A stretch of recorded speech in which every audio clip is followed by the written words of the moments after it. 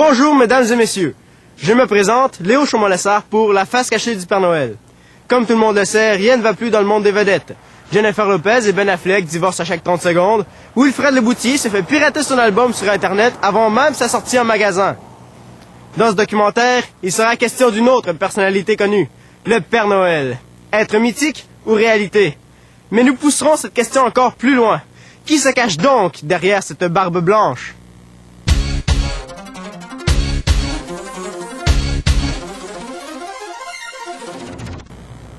J'aimerais attirer votre attention sur ce simple fait. Nous n'avons jamais vu le Père Noël et le Grand Schtroumpf ensemble en même temps. Étrange, non? Je prouverai donc, par A plus B, que le Père Noël n'existe pas. Qu'il n'est qu'une simple invention créée de toutes pièces par ce génie du bien qu'est le Grand Schtroumpf.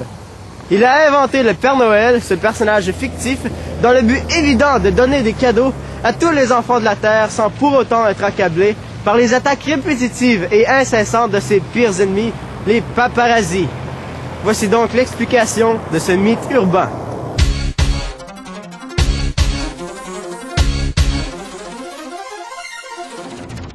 À droite du Père Noël, voici le Grand Schtroumpf. Remarquez sa fière allure. Voyez comment grâce à une simple modification de quelques-uns de ses traits et à un beau fond de teint, il arrive à nous mystifier.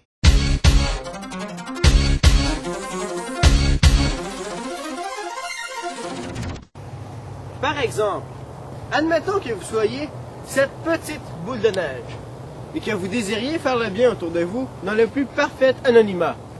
Quelle meilleure solution que de vous déguiser en cette grosse boule de neige? Évidemment, personne ne viendrait qu'à vous confondre. De plus, qui de mieux pour créer plus d'1 milliard de cadeaux chaque année qu'une armée de schtroumpfs déguisés en lutins? C'est évident, non? N'oublions pas que le Grand Schtroumpf est magique et qu'il est le meilleur ami des animaux. Il n'aura donc eu aucune difficulté à trouver 8 rennes sauvages, à leur apprendre à voler et à les faire tirer son traîneau dans la nuit de Noël. Tirez-en vos conclusions.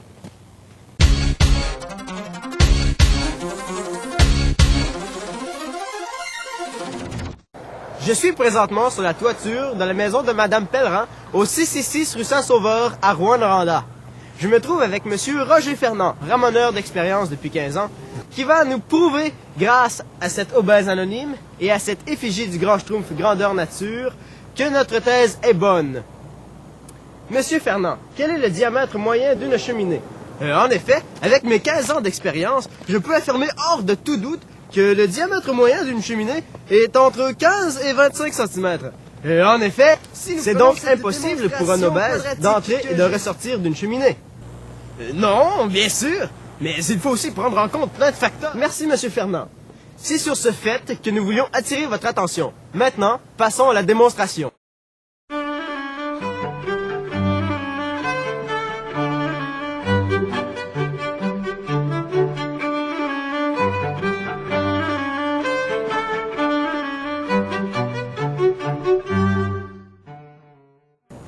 Nous avons maintenant prouvé que faire entrer un obèse par une cheminée était impossible.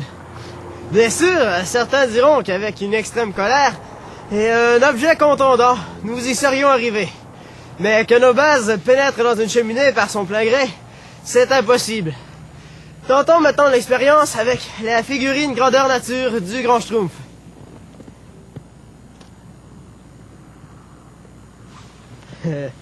C'est l'évidence même.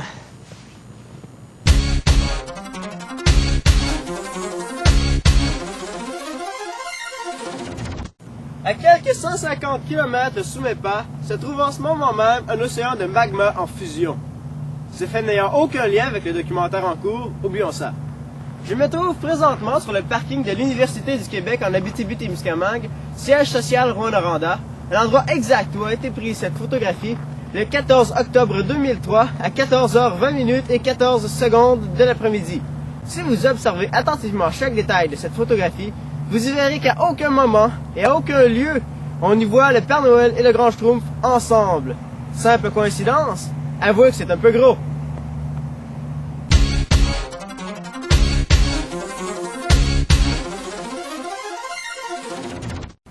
Pour conclure, Après ces preuves irréfutables, il est clair que le Grand Schtroumpf et le Père Noël ne font qu'un.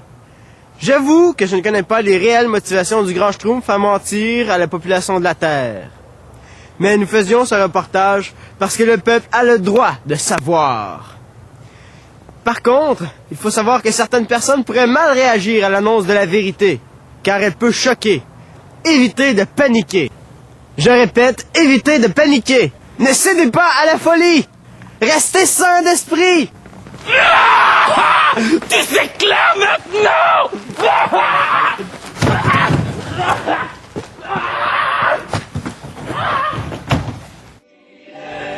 Dans notre prochain documentaire, Bernard de Rome et Scooby-Doo n'ont jamais été vus en public ensemble. Conflit familial ou désaccord politique? À suivre.